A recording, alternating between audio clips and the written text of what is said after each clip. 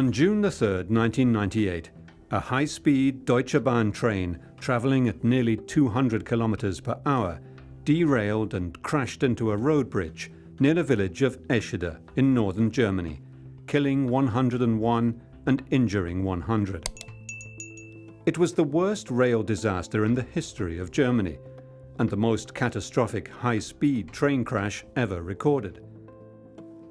What went wrong with Intercity Express, or I.C.E. 884, Wilhelm Conrad Röntgen, as it hurtled along its route between Munich and Hamburg?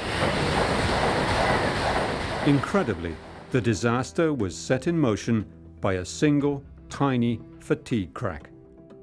The crack unraveled the outer rim of a bogie, pushing the carriage off the tracks and against the pylons of a road bridge, causing it to collapse. The remaining train cars crashed into the wreckage, folding up on each other accordion style. In 3.5 seconds, the high-speed train came to a catastrophic halt. Only a lucky few survived. I had the same grave kind of injuries as the dead. I was really lucky that I was not among the dead, as I had the same serious injuries as the dead. Hier hatten wir dann plötzlich ganz viele Tote und wenn man da... There were so many dead. And when you have to come to terms with that, there were children, adults, the elderly. It was disturbing beyond anything I had ever known before. Die ich vorher auch gar nicht gekannt habe. The inquiry lasted 53 days and led to manslaughter charges for at least 2 Deutsche Bahn employees. The accident eventually changed train safety and improved emergency response procedures in Germany, but left a nation shocked.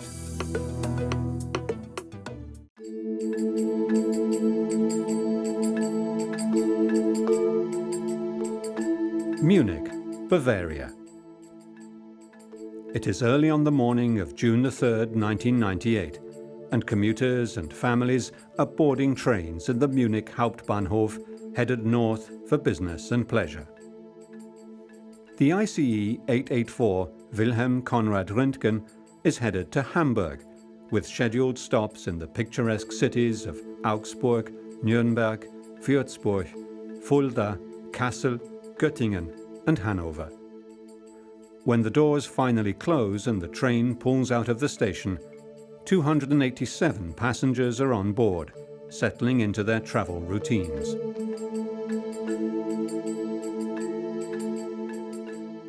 Udo Bauch was on a business trip to Hamburg and boarded the I.C.E. in Fulda. He knew the voyage would be fast and smooth, and he'd be able to get a little work done en route. He was sitting alone in first class, coach 11. The weather was very nice that day. It was a summer day, and my trip started well. My wife brought me to the station, and I got on the train. I wanted to go to Hamburg that day. I knew, in any case, that day I wanted to work and was alone in the coach. I had my laptop with me because I wanted to work in peace and quiet, so I had no other passengers with me, and I had planned it that way, so I could work in peace. About 130 kilometers south of Hamburg, with only 40 minutes left to the final destination, it quickly became clear there was something serious amiss in Coach 1. Unusual vibrations had been noticed by previous passengers, and now something even worse happened. A steel shaft shot through the armrest of Jörg Dittmann, a passenger in Coach 1. Rather than pull the emergency brake, he went to find a ticket collector, who told him it was company policy to investigate before stopping the train.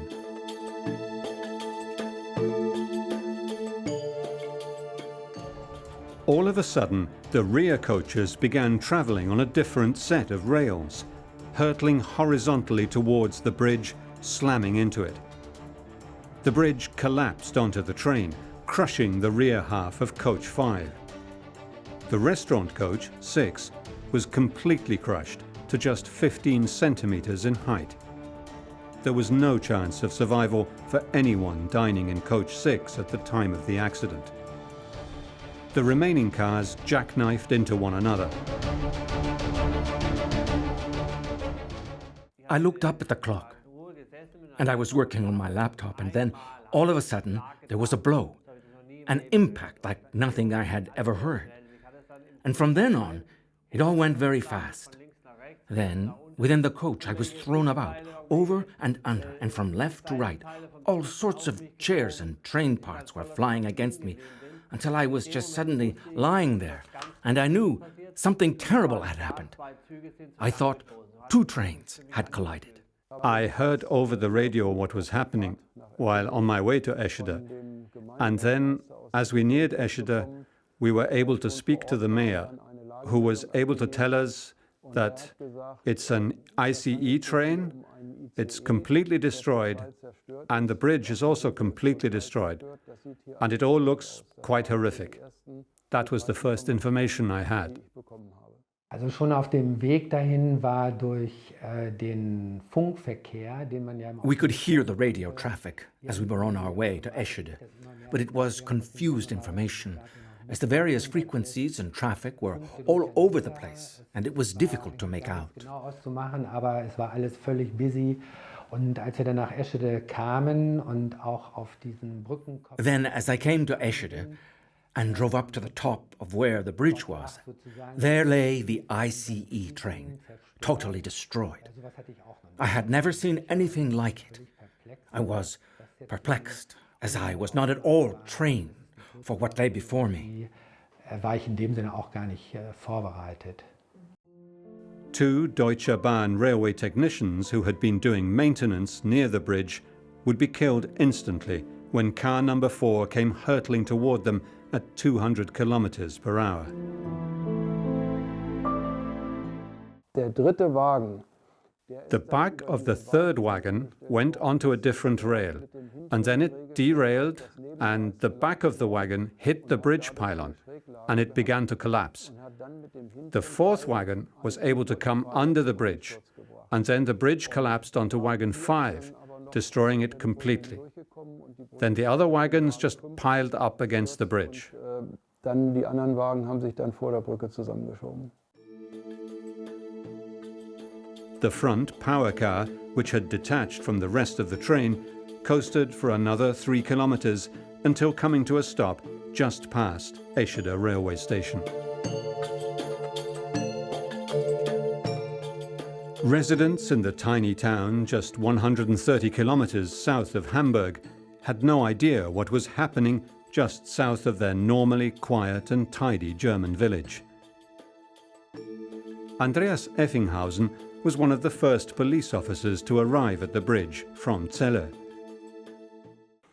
Und als wir dann dort ankamen, as I came into town, I stopped the car and got out to go on foot, and that's when I saw that the bridge was completely down. So I went down along the embankment by the bridge, and I saw the train, and a whole wagon had been split open. And as I looked around, I thought, what am I going to do here? I just had no idea what to do next. Und dann habe ich da erstmal gestanden und war völlig fassungslos. Ich wusste gar nicht, was ich machen sollte. Once I came to this sudden halt and was lying there. I was totally pinned, and my leg was pinned, and I couldn't move. I could only cry out and hope that someone found me. Es war allerdings nicht zu hören, es war absolute Ruhe. You couldn't hear anything. There was complete silence, not a sound. So I went down around the train and I simply called out, "Hello?"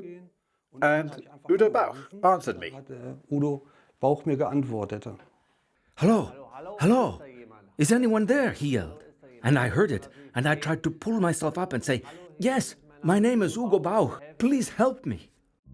The local fire chief, Gerd Backerberg, immediately began to organize the emergency response. Ja, das The disaster site was about 500, 600 meters total, since the first 5 wagons had come under the bridge, and the others were all piled on top of each other along the track. One wagon was lying beneath the destroyed bridge, and all the others were folded up like an accordion in front of the bridge. Eine Ziehharmonika vor der Brücke aufgetürmt dann. An hour and a half later, the district government had declared a civil state of emergency. Immediately after the train derailment on June 3rd, 1998, more than 100 rescue workers from around the region were dispatched to the scene, and within hours, more than 1,800 personnel had arrived. Edvard Hüls was the emergency room physician on duty in the nearby city of Celle and immediately rushed to the disaster site to help. The first thing I thought as I was standing there was, what am I even going to do here? It is a question one asks oneself.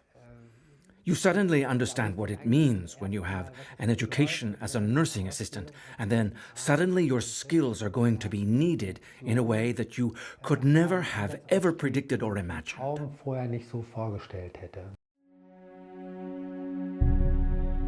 A nearby hall was turned into an emergency triage center and makeshift morgue as rescuers feverishly tried to extract the living from the wreckage.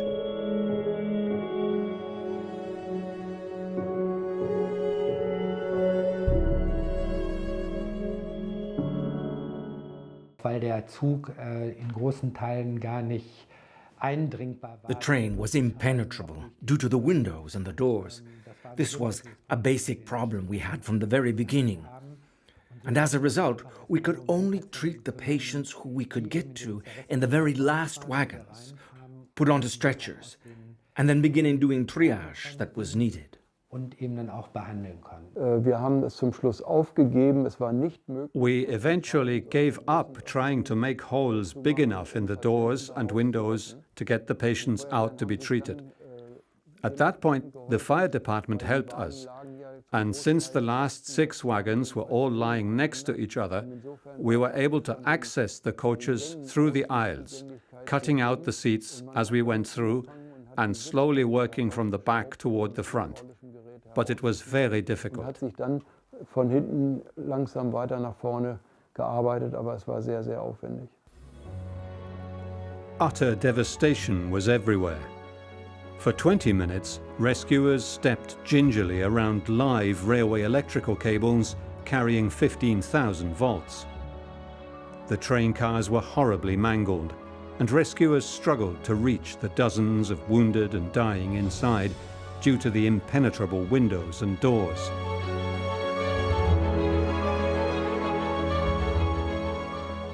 Ja, die Verletzten aus den Waggons. It was very difficult to get the wounded out of the train, but we were able to get to those we could reach quickly, and by 1400 hours, we had finished that part of the rescue. Between 14 and 1430, we had all the wounded people rescued and transported to nearby clinics or hospitals. It actually had gone fairly quickly. Ging dann doch verhältnismäßig schnell. What had gone wrong with this train, the pride of Germany's railways? The first clue was that part of the railway line had penetrated the floor of carriage 1. Something had literally lifted the train off the track, and it could only have been a defective wheel. The first high-speed train debuted in Japan in 1965, but Germany was not far behind, adopting high-speed train travel with its intercity rail system in 1971. Germany's upgraded high-speed I.C.E. train service was launched to great fanfare in June 1991. They had speed up to 280 kilometers per hour, safety, comfort, and state-of-the-art engineering. Not surprisingly, the fast and comfortable trains with amenities like dining cars, telephone service, and entertainment made the trains popular from the outset. This train was the flagship of the German fleet. It was important that it was seen to be operating properly and providing comfortable service for passengers. And it soon became apparent, though, there was a lot of transmission of noise and vibration into the carriages, particularly the restaurant cars and the other carriages. It was decided to try and solve this problem by introducing these rather peculiar wheels which had a separate rim separated from the hub by rubber pads. Germany's I.C.E. trains were originally equipped with single-cast wheel sets, known as monoblock wheels, a design that engineers realized suffered from metal fatigue that caused vibration at cruising speed. They were, in essence, a legacy design. However, Deutsche Bahn exchanged them for new wheels based on streetcar wheels used on trams. These wheels had been used very successfully in a lot of low-speed applications in tram systems. I think Hanover was one of the cities. There were others too that used them. And so they had some sort of pedigree, but they'd never been used for high-speed operations. They were successful in cutting down noise transmission, and so they proved to be in the I.C.E. trains for a considerable time. So things looked as if the problem had been solved. The new and improved I.C.E. wheel tyre design consisted of a wheel body surrounded by a 20mm thick rubber damper and then a relatively thin metal rim. This successfully reduced the vibration at cruising speeds, but few tests were done on how the new rim design would hold up to the wear and tear of high-speed operation.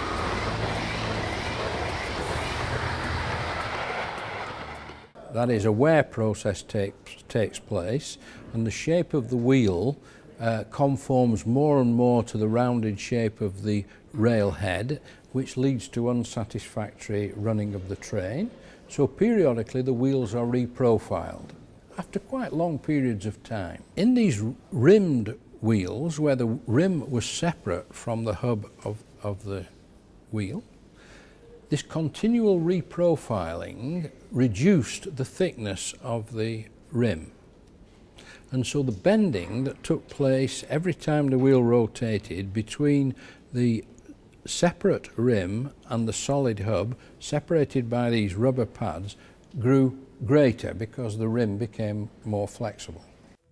The Fraunhofer Institute for Structural Durability and System Reliability in Darmstadt presented 300 pages of expert testimony at the trial. They found that a cracking inside the rim of the wheel caused by excessive load and wear was responsible for the accident. Professor Roderick Smith is one of the engineers called in to find out what went wrong.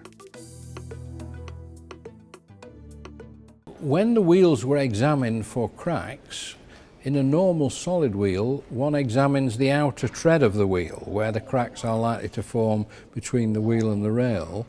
On this occasion, nobody was examining the inside of the wheel, and so the crack remained undetected in inspections because it wasn't being looked for. Engineers found that the rims became flattened into an elliptical shape as the wheel turned. Cracks could also form on the inside of this type of tyre, which was never tested in the entire 4 years it was in operation. But could regular maintenance have detected the worn-out rims? Many warning signs went unheeded.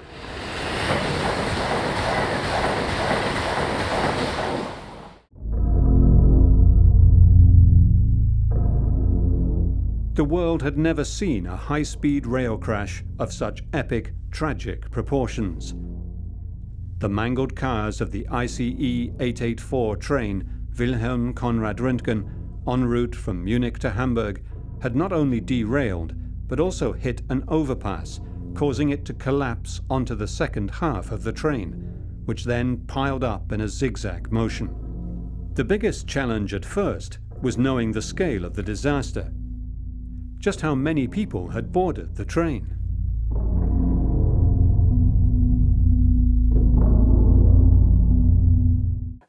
Dieser I.C.E. hatte ja eine Sitzplatzkapazität von 709. The I.C.E. had a seating capacity of 795 seats. The emergency manager of the Deutsche Bahn came to the town and told us, "It's not like an airplane when you have assigned seats and check in and you can tell who is present or not, but rather people buy a ticket from point A to B, and whether or not they are on the train or decide to take another one, you do not know." But he said, based on this time of year, this time of the week, it was a Wednesday, and based on the time of day, that on the train they estimated there were approximately 200 to 300 people. And indeed, that proved to be correct. Und das hat sich dann nachher auch bestätigt. By 2 p.m., they had a full picture of what they faced. 124 injured, more than 80 of them seriously.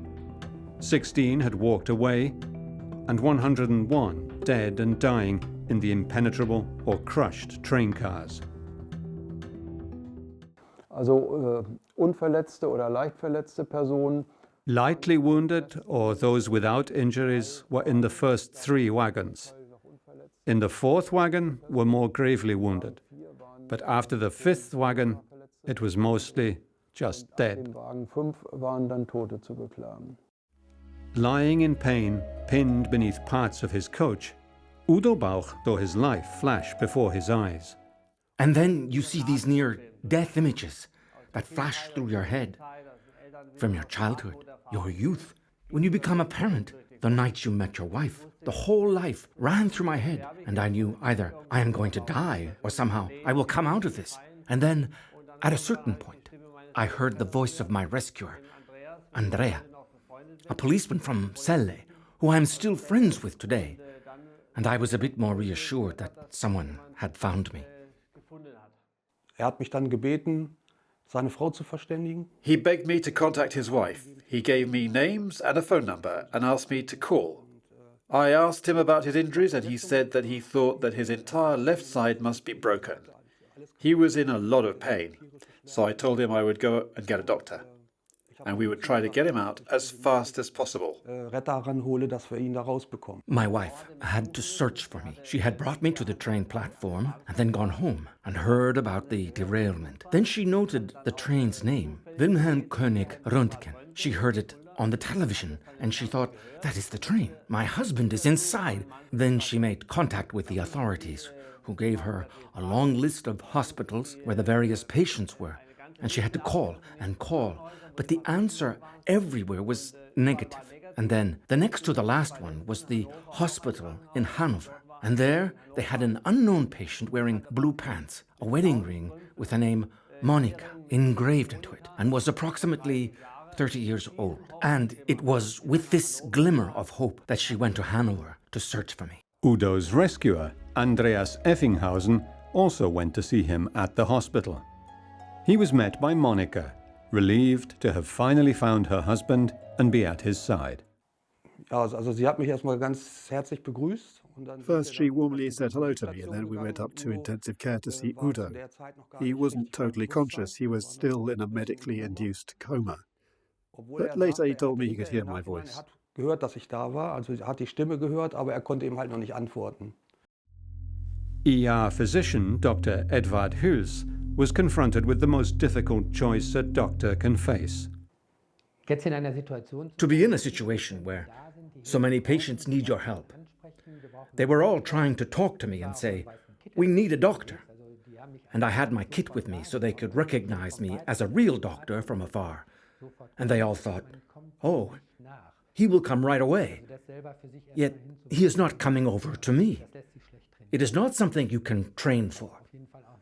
Getting through those very difficult moments and decisions was very hard.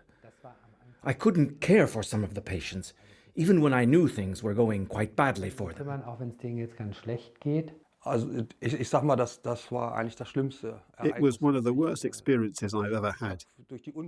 I've seen many road accidents, and I've seen many injured people as a policeman. But so many people, such a massive accident scene. This was almost impossible for me. It took a long time for me to get my head around all that had happened. For that reason, still today, I remember every detail. I'll never forget it. Ich weiß heute noch genau jedes Detail, also ich werde das auch nicht vergessen. The accident took 6 days to clear so that trains could resume running on the busy Munich to Hamburg line.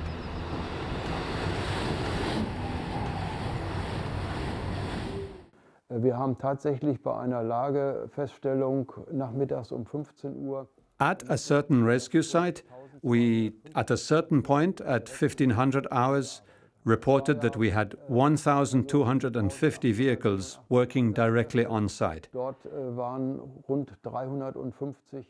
There had been a total of 1,800 vehicles, including 350 trucks that were attached to various entities, as well as 39 aircraft, which was the biggest air response in the history of the German Republic since the war. Insgesamt in diesem Einsatz 39 Luftfahrzeuge eingebunden gewesen.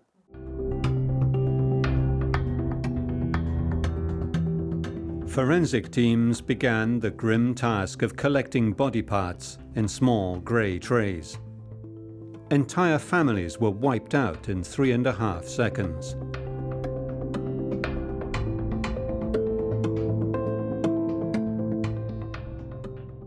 The train had started in southern Germany, and there were many, many families, especially children with their mothers on their way to the North Sea, and in the end we had more than 30 dead children.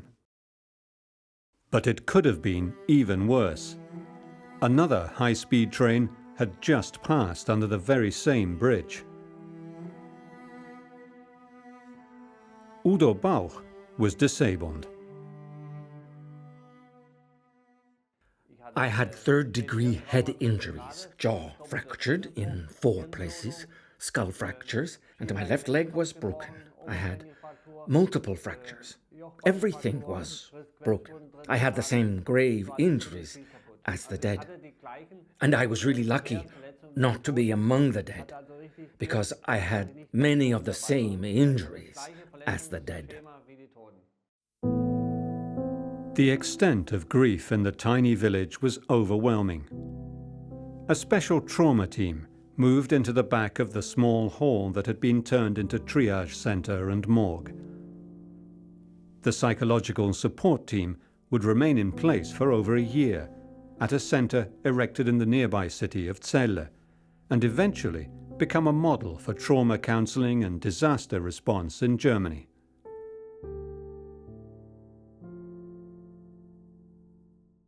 Through the police and the border patrol, we brought in psychological teams and cared for the wounded, the relatives who were arriving, and also later on, also the rescuers who were on site. Later, a counseling center was erected in the nearby town of Celle with a pastor, a psychologist, and a typist who worked alongside them. And this center was in service for over a year and a half. The accident happened in a matter of seconds, but the catastrophe was actually set in motion by one wholly preventable failure: a tiny fatigue crack in the steel tire on a wheel of the third axle of the first car.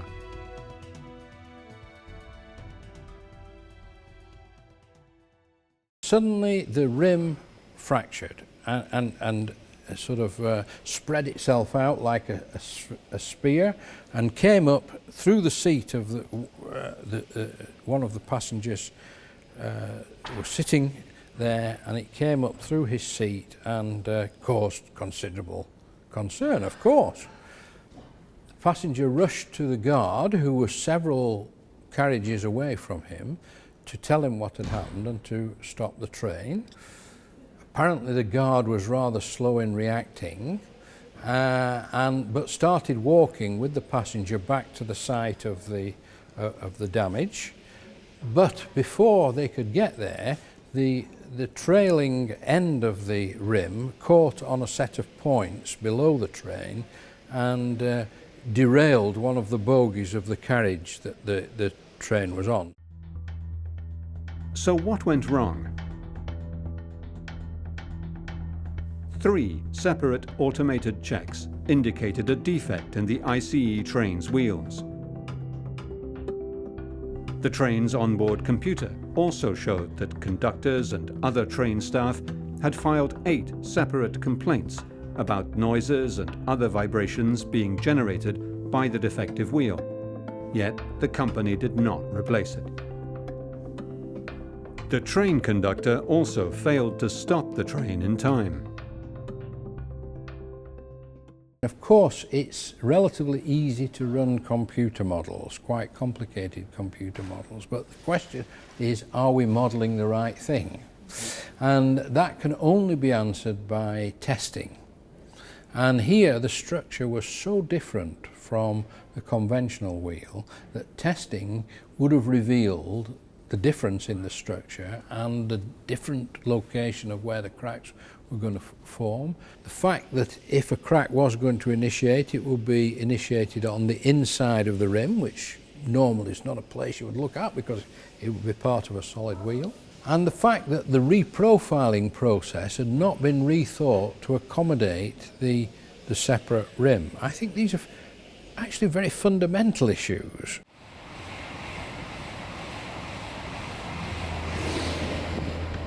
But while the disintegrated wheel might have been the root cause of the accident, the damage became catastrophic due to the proximity of the bridge and the position of the wheel on a car at the front end of the train, which led to such a large number of cars derailing.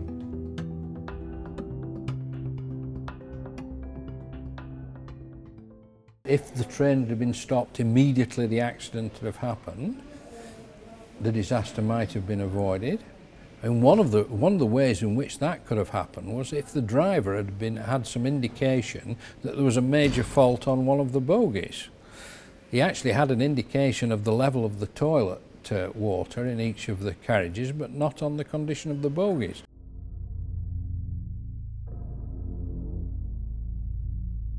The relathing of the wheels had created a microscopic crack on the inner surface of the outer rim that failed.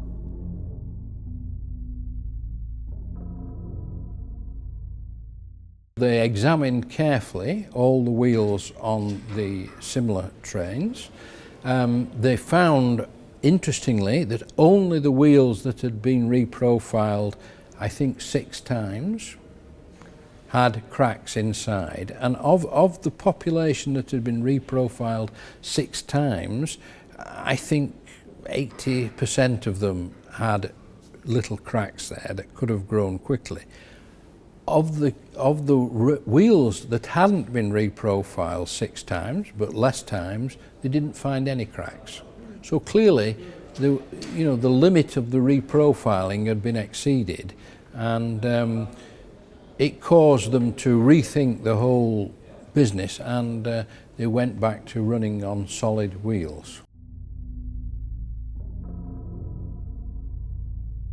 The snapped rim shot into the seat in carriage 1, but also hooked a set of points on the railway line that pushed the following carriage onto a parallel set of rails.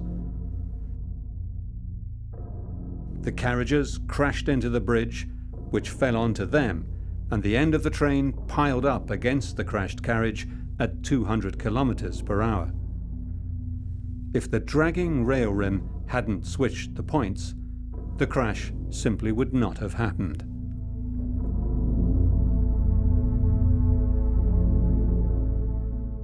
So what we had was the initial breakage of the wheel unleashed a series of incidents, each of which compounded the consequences, and the final consequence, of course, was the disaster when the train hit the bridge. Embittered survivors and relatives of those killed accused Deutsche Bahn of ignoring wheel fatigue during previous wheel checks. Well, a legal process was applied. I don't think it was as searching as it might have been, and if it had have been, I think it may have come to a conclusion that really shifted more of the responsibility for this onto bad design at Deutsche Bahn. In 2003, a German court abandoned negligence cases against 3 Deutsche Bahn engineers, fining each of them €10,000 and concluding they bore no serious blame for the disaster. The trial was very painful because the outcome was such that no one was found guilty. The fact that the engineers were given just a mild fine. The outcome of the trial was for the survivors and the families of the victims, well, it was like a slap in the face.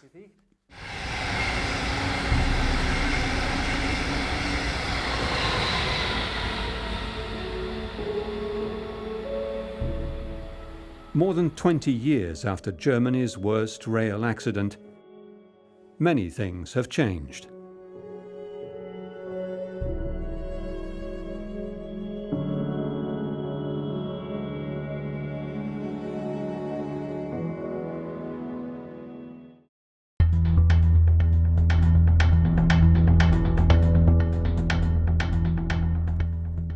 The Eschede disaster was one of the tragic events that led to the creation of a new federal agency in 2002 and the establishment of a psychosocial emergency care network across Germany. Edward Hüls is still one of the lead emergency doctors in the timbered German city of Celle. The approach, he recalls, was innovative at the time. Wir haben dieses Psychologie-Team nicht mitgebracht. Das gab es zu der damaligen Zeit überhaupt gar nicht. We developed the psychological trauma team concept ourselves, because back then such a thing did not exist. Eschede was the first disaster where a team of counselors were brought on site to address the needs of not just the grieving and wounded, but also the rescuers who were working there. When rescuers would come out of the wreckage, they could stop in for a briefing, talk to someone. At the time, this was something very new. Dann haben wir ein Briefing hinterher, wir sprechen mit euch. Das war etwas ganz, ganz Neues.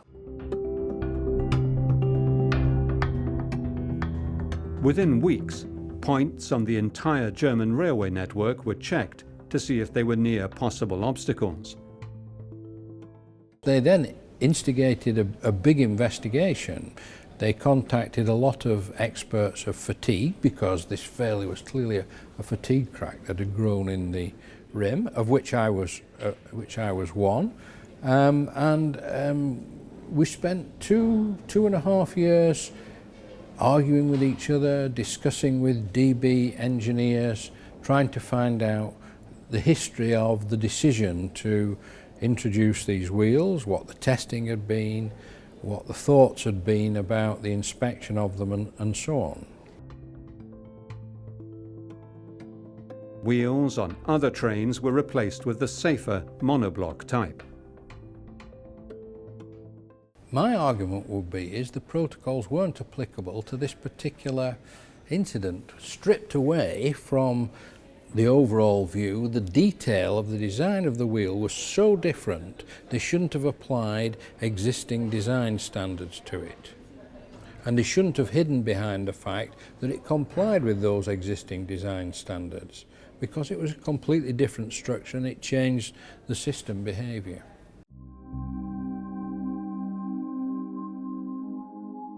Trains were also refitted with windows that have predetermined braking seams, as rescue workers at the scene of the disaster had difficulty reaching victims due to the resistance of the train's pressure-proof windows.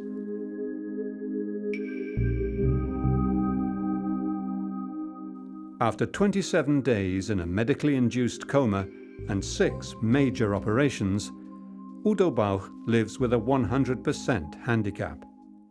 Ich habe nach wie vor, auch jetzt noch nach 20 Jahren, sehr starke Schmerzen immer wieder. I still have very strong pain, even today, after 20 years.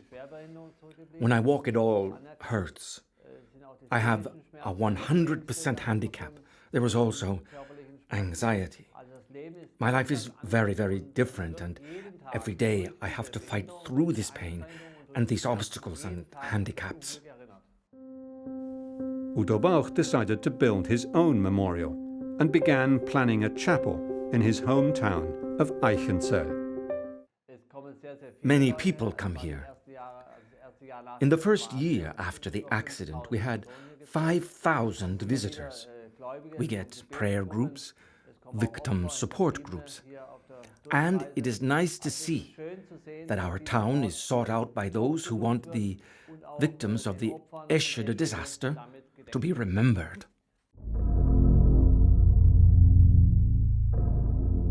Udo Bauch only received an apology some 20 years after the accident, after having to fight Deutsche Bahn every step of the way.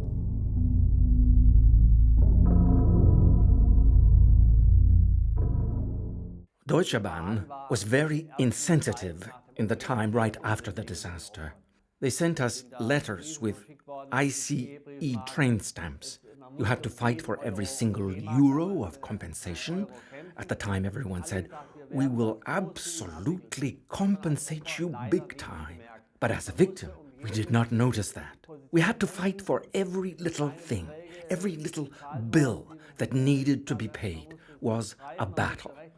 It was a very heavy burden. Nearly 3 years after the disaster, an official memorial was established, paid for in part by Deutsche Bahn.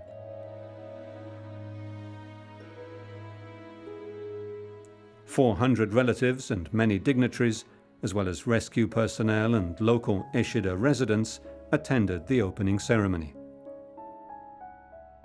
Still today, many continue to gather here on the solemn anniversary of the accident every June.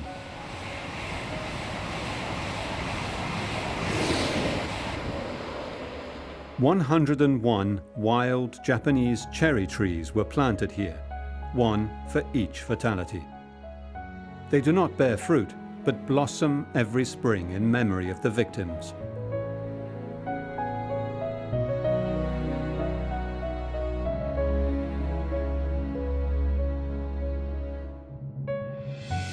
A place of solace and reflection for families, rescuers, and the villagers of Eschede whose lives go on, despite being forever marked by the tragedy. In one's life, one can never forget the images that one at the time had to live through on the 3rd of June 1998. And every year, when the anniversary of the disaster comes around, those pictures inevitably come back, and our thoughts go back to all those who lost their lives in the derailment." The memories retreated a little bit into the background, but they're still there, because every now and then I drive over and stop for a moment, looking, standing there for a brief time, and then I see everything before my eyes, just as it was.